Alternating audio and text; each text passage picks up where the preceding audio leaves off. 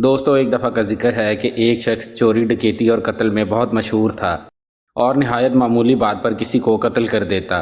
ہوتے ہوتے اس کے ہاتھ سے 99 افراد کا قتل ہو چکا۔ اس کے بعد اس کے دل میں احساس پیدا ہوا کہ مجھے بھی تو اللہ کے ہاں جانا ہے۔ چنانچہ یہ فکر بڑھتا رہا اور لوگوں سے معلومات کرتے ہوئے مارا پھرنے لگا کہ کیا میری توبہ قبول ہو سکتی ہے یا نہیں۔ کسی عالم شخص سے ملاقات کی فکر ہوئی کہ معلوم کیا جائے کہ ایسے شخص کی توبہ قبول ہو سکتی ہے یا نہیں۔ لوگوں نے ایک عابد شخص کے پاس جانے کا مشورہ دیا۔ اس شخص نے اس کے پاس جا کر مسئلہ معلوم کیا کہ کیا میری توبہ قبول ہو سکتی ہے اور کیا مغفرت ہو سکتی ہے جبکہ میں 99 انسانوں کی جان کا قاتل ہوں۔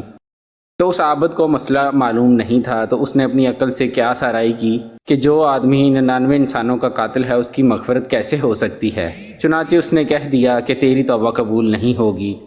تو اس شخص نے غصہ اور جلال میں آ کر اس کو بھی قتل کر کے 100 پورے کر دیے اور کہا کہ جب میری توبہ قبول نہیں ہوتی تو لاؤ تجھے بھی قتل کر کے 100 پورے کر دیتا ہوں۔ چنانچہ اس نے 100 پورے کر دیے، مگر اس کے دل میں تردد باقی رہا کہ میری مغفرت کی کوئی شکل ضرور ہوگی۔ اس لیے اس نے لوگوں سے پھر معلومات کا سلسلہ جاری کیا کہ روئے زمین میں سب سے بڑا عالم کون ہے، اس سے جا کر معلوم کروں گا، وہی صحیح مسئلہ بتا سکتا ہے۔ آخر لوگوں نے اس کو بتلایا کہ فلاں جگہ ایک عالم رہتا ہے۔ چنانچہ اس نے اس عالم صاحب کے پاس جا کر اپنی زندگی کی کارگزاری سنائی اور 100 آدمیوں کو کس طرح سے قتل کیا سارا کارنامہ سنا کر معلوم کیا کہ اب بتلائیے کہ میری توبہ قبول ہو سکتی ہے یا نہیں۔ کیا اللہ کے ہاں مجھ جیسے گناہ گار کے لیے بھی مغفرت کا کوئی خانہ ہے؟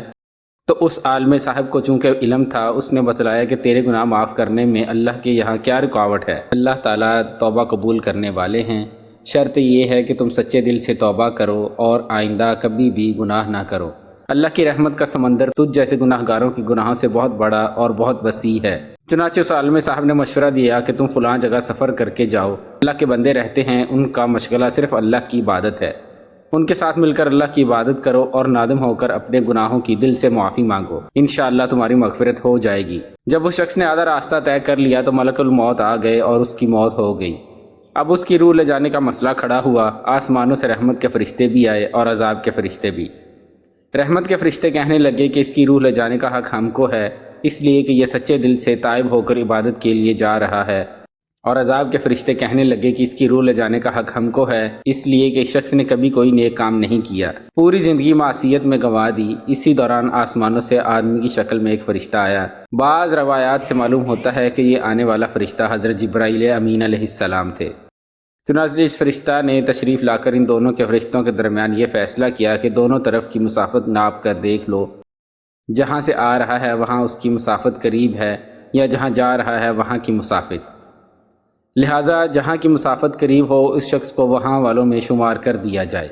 چنانچہ دونوں کی طرف زمین ناپ کر دیکھی گئی تو جہاں جا رہا تھا وہاں کی مسافت جہاں سے آ رہا تھا اس کے مقابل میں صرف ایک بالشت قریب ہے۔ چنانچہ فیصلہ ہوا کہ مقام معصیت سے مقام عبادت صرف ایک بالشت قریب ہے، اس لیے رحمت کے فرشتوں کو اس کی روح لے جانے کا حق ہوگا۔ چنانچہ اللہ کی طرف سے اس کی مغفرت کا اعلان ہو گیا۔ دوستو، معلوم ہوا کہ انسان جب بھی سچے دل کے ساتھ توبہ کرے گا تو اللہ تعالیٰ ضرور قبول فرمائیں گے۔ یہ واقعہ ان حضرات کے لیے حوصلہ افزائی اور معاونت کا سبب ہے جو بڑے بڑے گناہ کر کے مایوسی کی زندگی گزار رہے ہیں، کیونکہ شیطان انہیں مایوس کرتا ہے۔ بہرحال گناہ گاروں کو شیطان کی باتوں میں آ کر مایوس نہیں ہونا چاہیے، بلکہ اللہ کی رحمت سے اچھی امید رکھ کر سچی توبہ کرنی چاہیے۔ اللہ تعالیٰ ہم سب کو نیک عمل کرنے کی توفیق عطا فرمائے۔